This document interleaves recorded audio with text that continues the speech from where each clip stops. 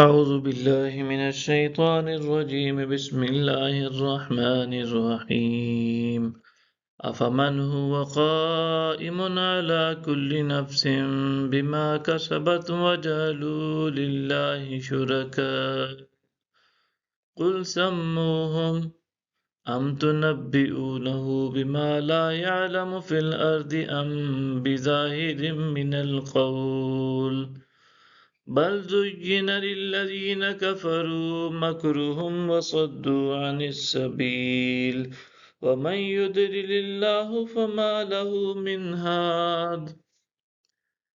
کیا وہ جو ہر جان پر اس کے اعمال کی نگہبانی فرما رہا ہے اور لوگوں نے اللہ کے شریک بنا لیے، آپ فرما دیجئے کہ ان کے نام تو بتاؤ۔ کیا تم اس کو اس چیز کی خبر دیتے ہو جس کو وہ ساری زمین میں نہیں جانتا، یا ظاہری باتیں ہی ہیں؟ بلکہ کافروں کے لیے ان کا فریب خوشنما بنا دیا گیا ہے اور وہ راہ سے روک دیے گئے ہیں، اور جسے اللہ گمراہ ٹھہرا تو اس کے لیے کوئی ہادی نہیں ہو سکتا۔ لَهُمْ عَذَابٌ فِي الْحَيَاةِ الدُّنْيَا وَالْعَذَابُ الْآخِرَةِ أَشَقُّ وَمَا لَهُم مِّنَ اللَّهِ مِن قَرِيبٍ۔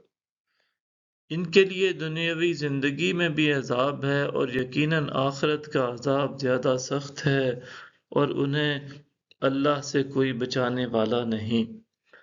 مَثَلُ الْجَنَّةِ الَّتِي وُعِدَ الْمُتَّقُونَ تَجْرِي مِن تَحْتِهَا الْأَنْهَارُ أُكُلُهَا دَائِمٌ وَظِلُّهَا تِلْكَ عُقْبَى الَّذِينَ اتَّقَوْا وَعُقْبَى الْكَافِرِينَ النَّارُ۔